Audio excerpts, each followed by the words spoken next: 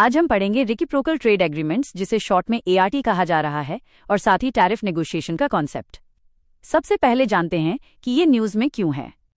America कई developing countries पर दबाव बना रहा है कि वे एग्रीमेंट्स ऑन रेसिप्रोकल ट्रेड यानी ART साइन करें, और प्रेशर टैक्टिक के रूप में अमेरिका प्यूनिटिव टैरिफ यानी भारी टैरिफ लगाने की धमकी दे रहा है, जो कुछ मामलों में 50% तक हो सकता है। ये एक संकेत है कि दुनिया का ट्रेड सिस्टम अब WTO बेस्ड मल्टीलेटरलिज्म से हटकर पावर बेस्ड बायलेटरल डील्स की तरफ बढ़ रहा है। अब समझते हैं ART का मतलब। रेसिप्रोकल ट्रेड एग्रीमेंट एक बायलेटरल डील होती है जिसमें दोनों देश टैरिफ घटाने पर सहमत होते हैं, लेकिन समस्या ये है कि इसमें अक्सर बार्गेनिंग पावर अनइक्वल होती है। मतलब शक्तिशाली देश जैसे अमेरिका कमजोर देश से ज्यादा कंसेशन ले सकता है और अपने लिए ज्यादा मार्केट एक्सेस मांग सकता है।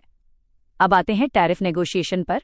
टैरिफ नेगोशिएशन का मतलब होता है दो देशों के बीच कस्टम ड्यूटी को लेकर बार्गेनिंग, ताकि ये तय हो सके कि इंपोर्ट कितना महंगा होगा, मार्केट एक्सेस कितना खुलेगा और ट्रेड बैलेंस पर क्या असर पड़ेगा। अब बैकग्राउंड समझिए। पहले ट्रेड सिस्टम चला GATT 1947 के तहत, जिसका उद्देश्य था वर्ल्ड वॉर के बाद टैरिफ कम करना। फिर WTO 1995 में बना, जिसने GATT को रिप्लेस किया और सर्विसेज के लिए GATS और IP राइट्स के लिए ट्रिप्स जैसी व्यवस्थाएं लाईं। WTO के 3 कोर प्रिंसिपल्स याद रखिए। पहला MFN यानी मोस्ट फेवर्ड नेशन, जो फायदा एक देश को वही सभी को। दूसरा नेशनल ट्रीटमेंट, इंपोर्टेड गुड्स को डोमेस्टिक गुड्स जैसा ट्रीट करना। तीसरा वन कंट्री वन वोट, सभी को समान आवाज। लेकिन ART की समस्या ये है कि ये GATT आर्टिकल 24 के तहत FTA जैसा नहीं होता। ये WTO फ्रेमवर्क के बाहर होता है, इसलिए इसमें मल्टीलेटरल स्क्रूटनी और डिस्प्यूट सेटलमेंट कमजोर हो जाता है। इससे MFN प्रिंसिपल कमजोर पड़ता है और ग्लोबल सप्लाई चेन कम प्रेडिक्टेबल बनती है। अब डेवलपिंग कंट्रीज के लिए खतरा समझिए। अमेरिका टैरिफ थ्रेट देकर कोएर्सिव नेगोशिएशन कर सकता है। इससे किसान, MSME और इन्फेंट इंडस्ट्रीज पर नुकसान हो सकता है।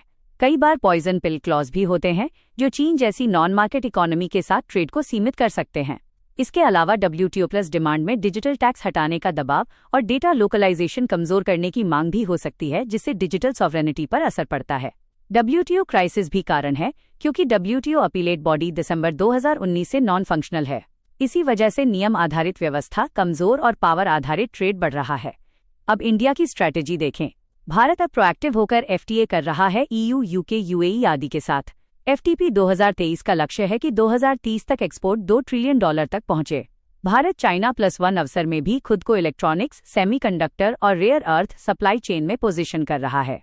निष्कर्ष, ART ग्लोबल ट्रेड में बढ़ती यूनिलेटरलिज्म दिखाते हैं।